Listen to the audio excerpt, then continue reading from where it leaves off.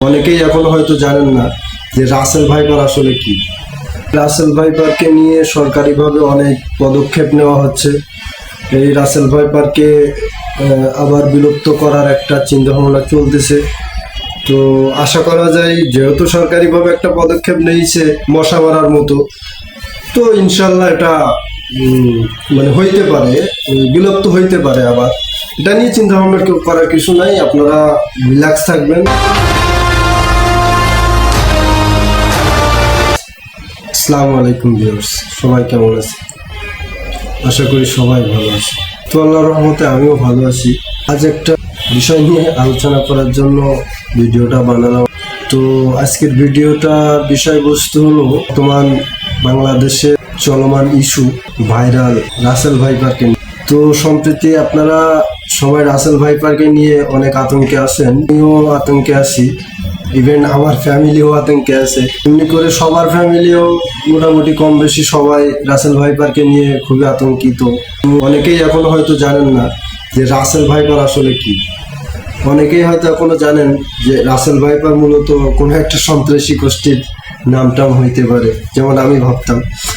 তো আসলে Russell viper চন্দ্রবোড়া বা উলুবোড়া 1976 সালের দিকে বাংলাদেশে প্রচুর পরিমাণ ছিল। তারপরে কিছুদিন এটা বিলুপ্ত হয়ে গিয়েছিল।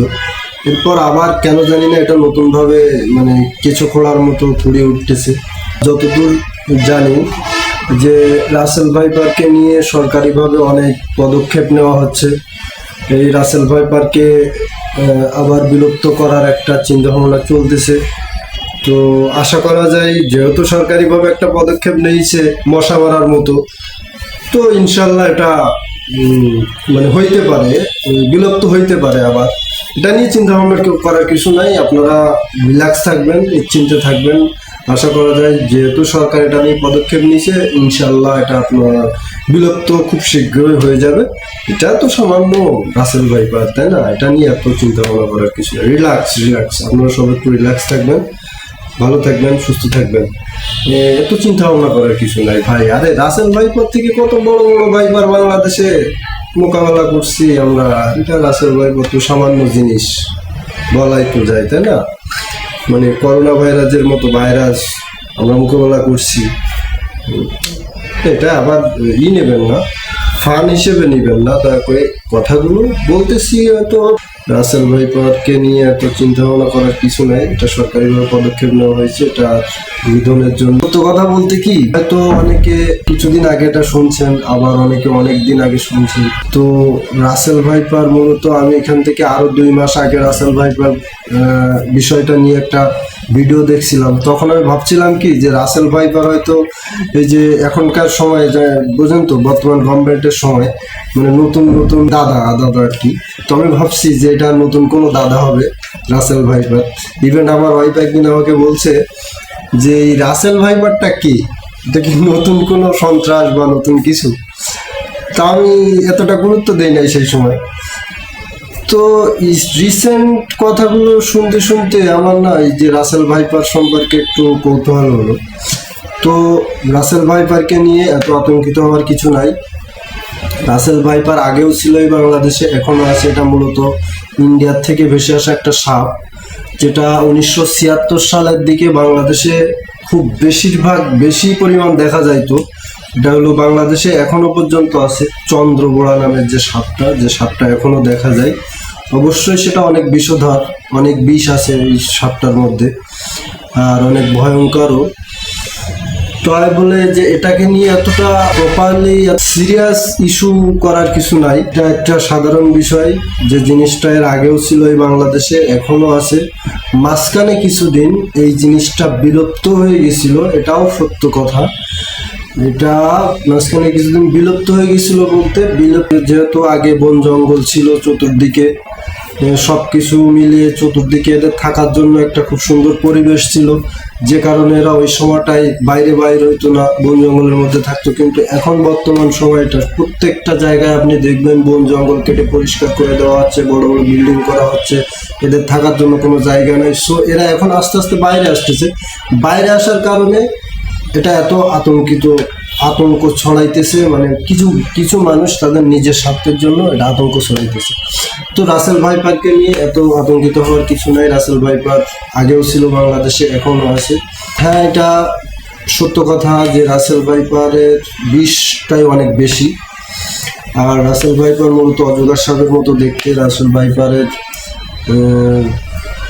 রাগটাও অনেক বেশি, যেহেতু চন্দ্রবোড়ার নামটা এর আগে আপনারা অনেকবার শুনছেন, আমিও শুনছি। আমি আমার দাদা নানাদের কাছে গল্প শুনছি চন্দ্রবোড়া অনেক শক্তিশালী একটা সাপ, সে হলো অনেক বিষধর সাপ, মানে মানুষকে তাড়ায় আর কি, এমন একটা বিষয় আমি দাদাদের কাছ থেকে শুনছি, আপনারা হয়তো শুনছেন গল্পে। তো এই বিষয়টা বর্তমান সময় কোনো একটা চলমান ইস্যুকে, আমার মনে হয় এই বাংলাদেশের সিস্টেমগুলোই তো এরকমই, যে কোনো একটা চলমান ইস্যুকে ধামাচাপা দেওয়ার জন্যই এই বিষয়টাই, চন্দ্রবোড়ার বিষয়টা সামনে আসছে। মানে এমন সিস্টেম বাংলাদেশের, বাংলাদেশ নিয়ে কিছু বল, তবে আমার যতটুকু ধারণা এই চন্দ্রবোড়াটা যেহেতু আগেও ছিল, এখনো আছে, এই চন্দ্রবোড়াটা নিয়ে এত মাতামাতি করে মানুষের মধ্যে একটা আতঙ্ক ছড়ানোর কিছু নেই। সো যেহেতু আতঙ্ক ছড়িয়ে গেছে, সেহেতু আমি আপনাদের উদ্দেশ্যে একটা কথা বলতে চাই যে চন্দ্রবোড়াটা আগেও ছিল, এখনো আছে। সো এখন এদের থাকার জায়গা সংকট হওয়ার কারণে এরা লোকালয়ে চলে আসতেছে। আর এই সাপটি দেখা যাচ্ছে ইন্ডিয়াটাই বেশি সমস্যা, কেননা ওরা এই সাপ টাপ তো মারে না, ওদের দেশ থেকে আমাদের দেশে বেশিরভাগই আসে। আর আশা করা যায় যে বর্ষার সময় এটা আরো বেশি পরিমাণে আসতে পারে। তো একটা কথা বলবো, যেহেতু বিষয়টা ছড়িয়ে গেছে, তো সেজন্য আপনারা দয়া করে একটু সাবধানতার সাথে চলবেন। রাত্রেবেলা লাইট ছাড়া বাইরে হবেন না, আর চলাফেরায় একটু সতর্কতা অবলম্বন করবেন।